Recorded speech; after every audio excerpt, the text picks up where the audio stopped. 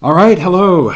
This is Patrick Dean. I am the founder of Seminar Systems and patrickdeancoaching.com, and I wanted to thank you very much for looking at this Facebook Live.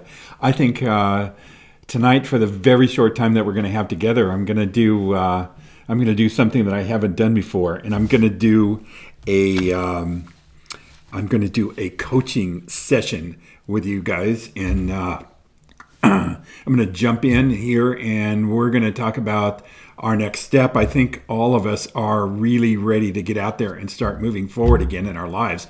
A lot of stuff, and I've talked to a lot of people, and their lives have been on hold in many different ways, and we're kind of have been marching in place or sitting in place, and we're now ready to look at something different. And I thought tonight we could talk about what that difference is, and then how we can determine the direction we want to go, and we can take a look at a big giant choice that we have in our lives. And then I'll have a little bit of homework for you at the end that you can put this into practical application. So let's jump in tonight, and in our coaching session, I think I want to share with you something about character.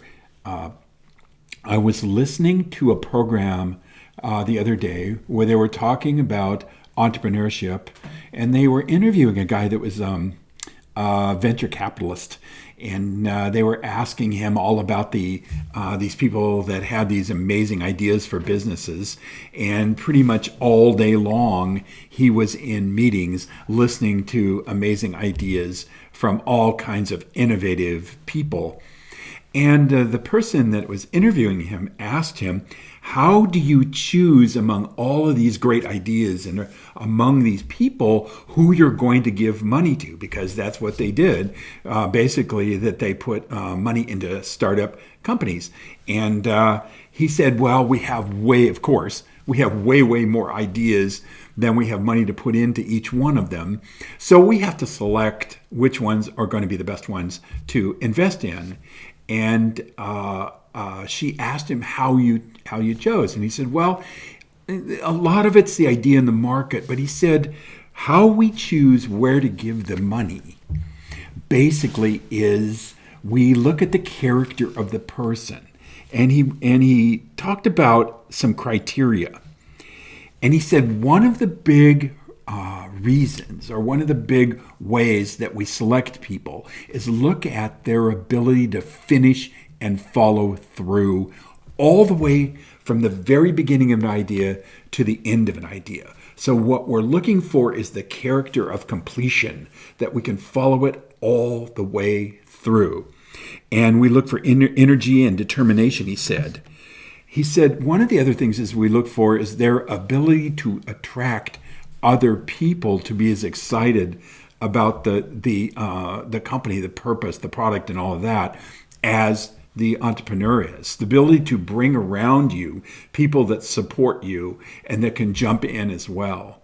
But I thought that was what really spoke to me, and some of the ideas that I've had in my life that I thought were great ideas at the beginning, but kind of didn't work out as well as I wanted them to work out, or they never really got off the ground, was this part of my character where it got hard. And sometimes when it gets really hard or I run up against obstacles, I'll step back and not complete it. So anything that we talk about tonight, what I want to really do is put in that place and character that's within all of us, that's within you, that is about completion and determination and persistence to follow through, because that's what it's going to take to really create the the life that you want, the life that's important to you. So in our coaching session here, I think the first question that I will ask is, what is the ideal life for you? What is the ideal life? So if you think about it for a moment, what does that life look like? If you could create the ideal life, what would that be? Now, There's a lot of social media out there. There's a lot of people telling us what the ideal life should look like and be like. I love I want to talk about the Corona for a moment. Not the Corona virus, but the Corona, the beer. And they have a advertisement where there's just two people sitting in a chair looking out at the ocean with this perfect sunset in the ocean with two cold Coronas next to them and just watching that sunset go down. And I thought that would be an advertisement for an ideal life. And I think some people look at that and go, man, I wish I really had that. But I think sitting on the beach having a Corona is not a bad deal, but it's not the ideal life, because what I've found in my work with thousands of people that I've worked with, I found that we all work better when we're challenged. Most of us feel the most alive when we've got a challenge in our life or something we're taking on, especially the kind of challenge that we've decided to commit to and take on, and that is hard and is a little bit difficult. I know that right now, because there's so much stuff going on, that we could kind of default back to what is comfortable and what is easy. But I think that we all operate with a challenge much better. We feel, like I said, we feel more alive. So the question that I asked you was, what is the ideal life? Now, there may be this gap between where we are right now and the life that we want to live. So we've been going through this thing for a year. Most people have been working and everything, but it's still disruptive stuff. So when it just becomes about survival, we kind of forget about what we want to do, what is the ideal life. Now, I think that one of the most difficult parts about this is the question, what is important to you? So start your ideal life visualization. Start thinking about your health, start thinking about your relationship, start thinking about your spiritual walk, or start thinking about your business or your career or stuff like that, or having fun, or a place you like to travel, or stuff that you want to do that would be included in your ideal life, and start dreaming about that. Now, there's a difference from where we are to where we want to be, and that part takes action. But the first thing is the definition. Now, when I start coaching people, coaching people, I ask them what's important to them, and here's what they generally say. I don't really know, or I hadn't even thought about it, or let me sit back and, I really haven't looked at that. And it's very interesting that we have a life to invent in front of us, but we don't really look at we don't really get a detail about what that is. It's amazing. And I include myself in that, because I look around and go, okay, what's the next thing I got to do in my business? What's the next thing I got to do for survival? What's the next thing I got to do the car or the house or market or travel to do a training or whatever? I'm thinking about things in the micro, and I'm not really looking out there at my purpose. So I really want, as a result of what we're talking about here, what I really want for you is to take a look at what's important to you and start to settle on that.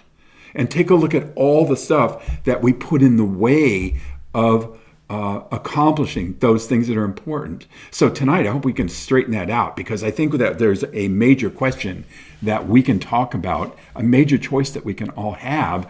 And that major choice is between two ways of being. And I'll get to that in just one moment. So let me look here. I think I wrote down some of my experience about why we don't want to really visualize the ideal life. And I think here's some of the reasons. I think some of us have had disappointments in life, and we take those disappointments on. And what we don't want to do is we don't want to be disappointed again. So there is a hesitancy to set goals or to look out there and go, I'd really like to learn to fly an airplane. I'd really like to climb Mount Kilimanjaro. I'd really like to travel to Italy. I'd really like to go out and build a bigger business. All of that, thinking about it as a wish, want, and hope, we can always do. But the idea here is to really think, okay, that's the direction I want to go.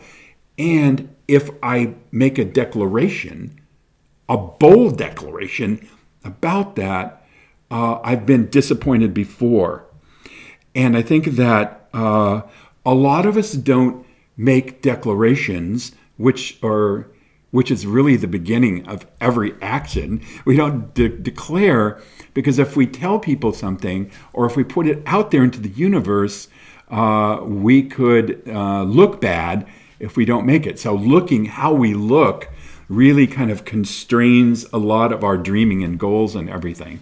In our private time, we can think of wish, wants, and hopes, but we don't really get out there and put action into it. So here's an area you can put action in.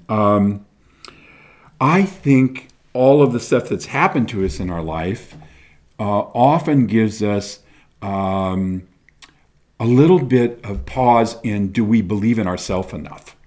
So one of the reasons we don't declare is because when we declare something, we're really putting it out in the universe that we want to create it.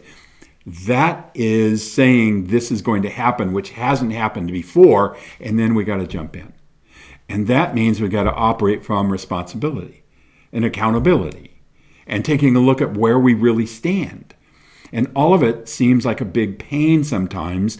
If the commitment is only to comfort in our life, then we would definitely want to stay away from dreaming and having goals and looking forward, because a commitment to comfort and easy is pretty all-encompassing. It can use up most of our time because the universe, is always throwing something at us. So commitment to comfort and easy, that's a legitimate commitment if you want to make it. But I don't think it makes for fulfillment and satisfaction in the end. So part one, asking yourself, what's really important to me? What is the ideal life? And if you sit down and you write 2 pages in your journal about what the ideal life is, you're ahead of 99% of people who are just cruising or in reaction to life. So I think it would be good when we get done with this when this Facebook Live, which we will in just a few minutes, sit back for a moment and ask yourself that question, because I think we operate best when we challenge ourselves, and I want you to challenge yourself in a way that's important to you. Not important to me, not important to everybody around you, but what's important to you and the kind of life you want to live. And start building that determination and that commitment toward action. So I said we were going to talk about the resistance. We talked a little bit about why we resist, because, as I said, we've been disappointed before, we haven't had it happen before, or we've had stuff go on, and so we're kind of in resistance to that. But you can overcome that. You can overcome that by getting excited about what the next step is. So I said that what we're going to talk about also in this Facebook Live is the choice, what I call the choice. Now, there's a lot of choices in life, and here is one of the big choices. So I'm going to have to paint a picture for you here to get this kind of set up for the choice, so we make sure that we're really clear about this choice. So I want you to imagine that you enjoy football. For some of you, that's not hard to imagine, because that's your truth. For some of you, you might not. But anyway, see yourself going to a really, really exciting football game. And you're approaching the stadium, like it's a Sunday afternoon or something, or a Saturday afternoon, and you're going to this football game. And my friend Mary Jo Hilliker lives in Texas, where they have these big stadiums for football. They love their sports. So you're going to go into a stadium now that has 80,000 cheering, crazy fans in there. And you get to go in there and watch your team play. I want you just to imagine that. And you go, through the tunnel and out, and you just look at this huge crowd and field and the green grass and everything. And there's just there's a great feeling when you do that. And so you take your seat and you're wearing the shirt of your team, and you have a pennant that you're waving, and you're in the section with all the other people that are cheering for that team, and the game goes on, and you are having an amazing time, and you watch this back and forth down on the field, and the position that you're in right now, the place you're in right now, is called spectator. So you're in the stands as a spectator. You're watching the people, you're watching the players down on the field in action down there, and you're cheering in the stands. Now, spectating has some incredible benefits. So every life is about a series of choices, and every choice has prices and it has benefits. Every choice that we make in life has prices and benefits. And so a lot of the coaching I do is clarifying what's important to you, is clarifying the life you want to live, and then taking a look at the prices and benefits in such a way that you have a clean and clear way to take action. Prices and benefits for being a spectator. Well, one of the great benefits is it's fun and exciting. There's this excitement that you're waving your pennant and jumping up and down, and you're watching your team play, and you're around. Another part of the benefit is you're around a lot of people that are excited as well. So it feels great. Now, so you're watching the people on the field. You're a spectator, but you're getting kind of these benefits. Now, another benefit that you get not being down on the field, because I'm going to contrast it to the people down on the field in a moment. One of the benefits you definitely get is the benefit is you probably are not going to be injured in the stands. Hopefully you're not.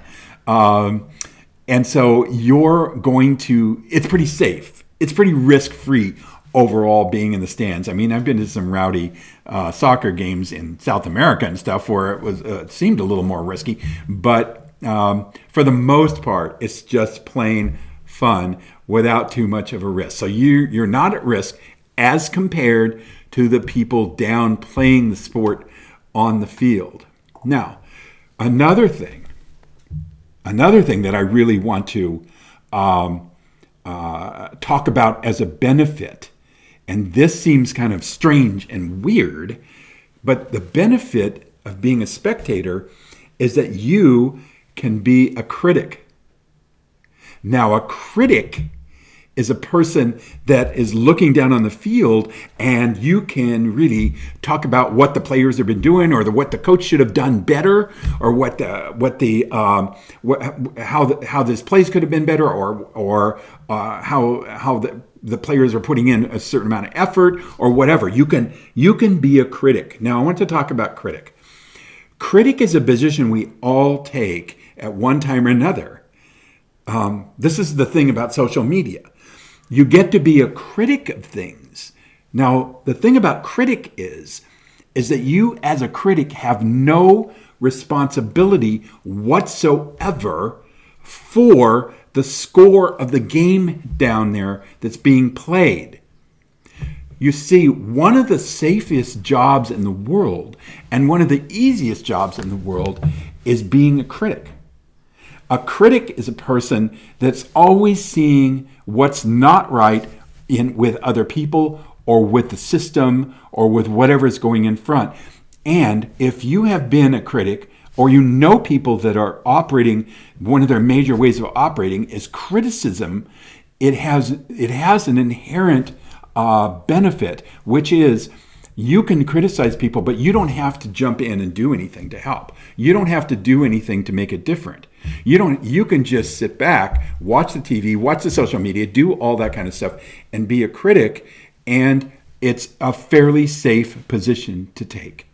So you get to be a critic, you get the thrill of cheering, you get to be around a lot of people, and now the game is over, and you leave the stadium. Now,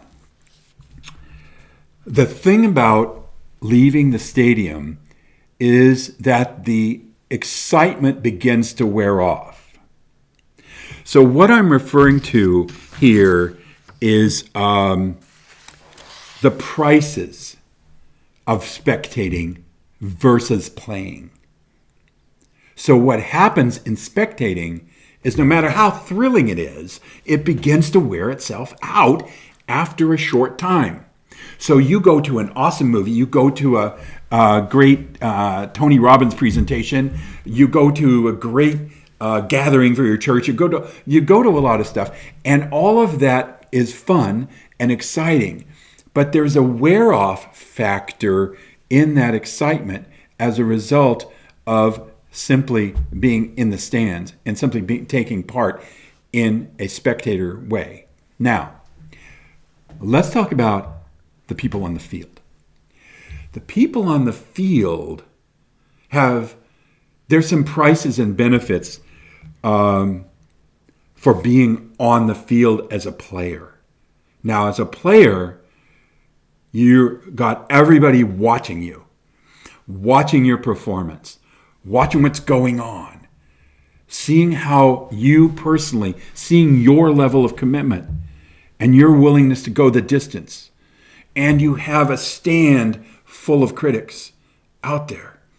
But you're playing the game because you had a commitment to challenge yourself, to be the best on this team, to be the best teammate, to support your team, to win the game, to score the most number of points. You get out on the field. You've been working for weeks, or months, or years, or a lifetime to perfect the skill, and now you get to go out and challenge yourself in front of all these people.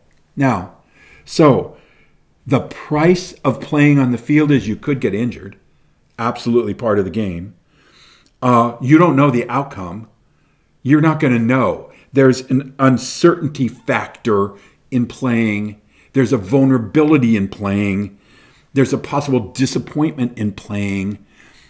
All of that you put into motion because you decided you wanted to play the game.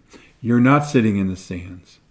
So, what is the benefit of being a player in life versus a spectator in life? That's the question. Why play if you can be a critic? Why play if you can go for comfort? Why play if you're just sitting back? Well, here's some of the benefits that people have, that people get for being down on the field. The accomplishment of goals and dreams. You have a great story to tell about your life. You experience confidence. You experience wisdom. On the last day of your life, you have no regrets. Your life inspires other people. And so the player is the one at risk. But the player gets to see the score and know that they've contributed something to that. And if you lose in that game, you go back into the locker room and you may say to yourself, I'm going to train even harder. I'm going to come out here next time and meet this team, meet this challenge, meet this thing with more knowledge, more attitude, more character, and next time I'll put more into it. And so winning or losing, there's a lesson to be learned. So one of the greatest benefits of playing in your life is the benefit that you get from learning by being on the field. The benefit that you get for learning and being on the field is something that a spectator never gets. So let's take this around, all the way around. So this true sense of accomplishment from playing, and let's take it around to back what we were talking about creating the ideal experience in life. Now, creating the ideal life means that you make a declaration without evidence. You say, this is going to occur. This is what do I want to accomplish. So I look forward to having more trainings in my experience in my life, going out there and affecting more people, building my business this year. I'm making a declaration to you. Now, I don't have evidence because I know it's this way now, and this is the way I want to have it, but I'm operating simply on trust, on commitment, and on a declaration to start with. Then I need to put in the groundwork, the work that it takes. And so you guys, I know that you have an incredible amount of courage in you. How do I know that? Because after thousands of people and seeing you in action, I can ask each one of you, have you look at a place in your life where you were courageous at one time or another? Look at a place where you stepped forward and played the game. And remember some of the experience and what that was like. So I know you have the courage. Most of you have an incredible amount of determination. Sometimes we get so determined that we aren't going to move forward that we use up all our determination in trying to staying stuck, all our determination in being right about the way it is, that we don't take that determination and put that out there to create our goals and dreams. But I know that you have that experience of determination. So, as a result of this conversation about how we get into resistance, because we don't want to make a declaration, and then the clear choice in front of us is: are we going to play in life? Are we going to play full out, and are we going to look back on our life and have an amazing story of our life? Or are we going to look back on our life and talk about the things that we saw other people do? That's always the choice. Either choice, you get to pay the prices and benefits. So what I want to encourage you to do is awaken in yourself courage. Awaken in yourself that experience of courage that I know you have in you. I want you to awaken your curiosity. Oh, there's so much to learn out there. I have been, I got on the internet here, and I have been learning Spanish. I've always wanted to speak a second language, so I am struggling. I'm horrible at it. And I speak to all my Mexican and Peruvian and Colombian friends in this horrible Spanish, but I'm practicing and practicing because I want to learn something new. I want to be able to communicate with more people. And man, it is a challenge. It would be so much easier to put on a movie. But anyway, so I want you to be curious. Curiosity is one of the greatest things you can develop in your life. Awaken in yourself adventure. Okay? What is something that will create adventure in your life? You know, maybe it's that trip you wanted to take. Maybe it's something you've always wanted to do or always wanted to try. Whatever it is, I have clients that didn't swim well, but they went out, they learned to swim, and they took they got their scuba certification just in a swimming pool, but they wanted to be certified and go diving, and it was the most uncomfortable thing. But wow, what a feeling of accomplishment! Other of my clients, we set up these challenges when I'm coaching and working with people. One other went out and took flying lessons, learned how to fly because they always wanted to do that. How unreasonable would that be for you? Absolutely, but you could absolutely do it, or dance the tango, or end up at Machu Picchu, or wherever you want it, whatever you want to do. Every human being has a spirit of adventure. So awaken in yourself the spirit of adventure. Awaken your passion and awaken your authentic personality. Okay? Enough of this stuff that we've been doing of kind of designing ourselves so we please other people, or designing ourselves so we could have power, or designing ourselves and being and walking on eggshells around here's what's acceptable, and begin to really drop into the fact that you have an authentic personality. You have an authentic person within you. Take a look at some of your ability to experience joy, some of your experience to laugh, your experience to just have emotion and feeling and to be in this world, and start cultivating that experience within yourself. Bring out that stuff. So I think that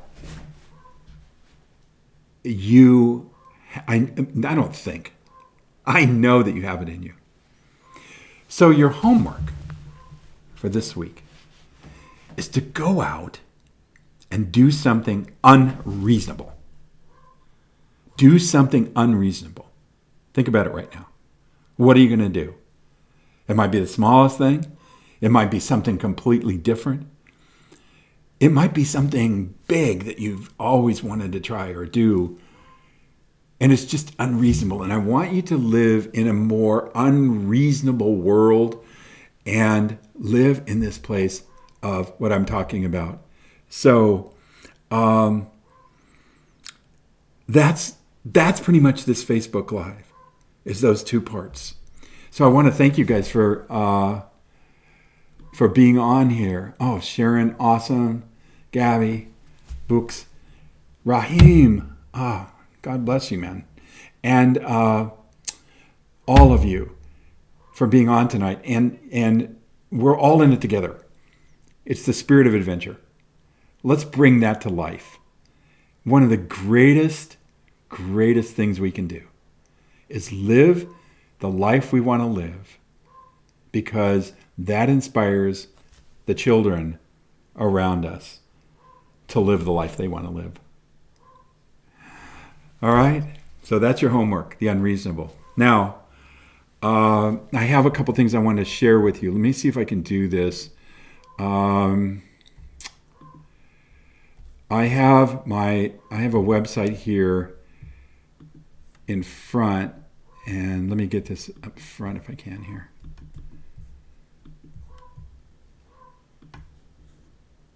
Okay. Let's see if I can bring this out. You guys seeing this? All right. This is the website. This is my landing page, and I wanted to challenge you, patrickdeancoaching.com, and I wanted to run this down here to this place where it says The Journey, Patrick and Nancy Dean, a radical, honestly interview. I took a chapter out of my book, The Journey, and I want to give it to you for free, because this is a exercise in tuning up your relationship. It gives you a bunch of questions for you both to sit together and answer these questions. And people have told me it's an amazing breakthrough when they get down to honesty with these questions to ask the other person in the relationship. So all you got to do is go to patrickdeancoaching.com, scroll down a little bit, and sign up there, and you'll get a download of the Radical Honesty interview. So go ahead and do that. That's yours. Also, for those of you that are really ready to get going, down, let's see, where is it? Up here, there's an offer that says set up a free consultation. If you're ready and you want to do some coaching or mentoring, and you know now is the time, and you're fired up, just click on that. You'll get my calendar, and we can talk for 30 minutes to get some clarity about what's important to you. That's just a free consultation, a free time that you and I can talk, because I am committed to your success. So, there we go. That is it. And all right. That's it, you guys. I appreciate you. And We will see you again in 2 weeks. I'm going to do this every 2 weeks. I'm going to do a coaching call. And so anytime you want to Facebook message me and ask any questions, I'll handle them in 2 weeks when I get back on Monday. Thank you very much, you guys. I love you, and go out and make the difference you were born to make.